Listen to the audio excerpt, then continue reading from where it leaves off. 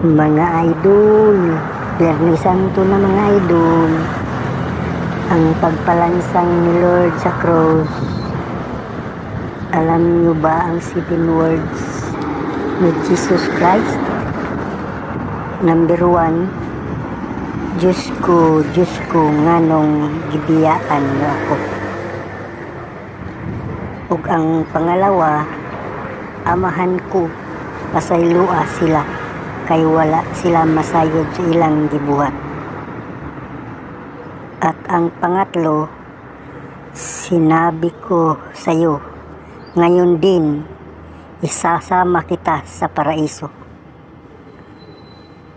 At ang pang-apat, amahan ko sa imong mga kamot, itugyan ko ang akong espiritu. At ang panglima,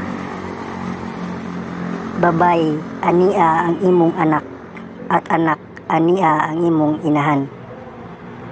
At ang pang-anim, giuhaw ako.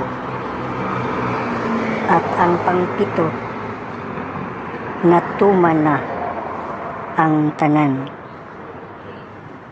Yan lang mga idol.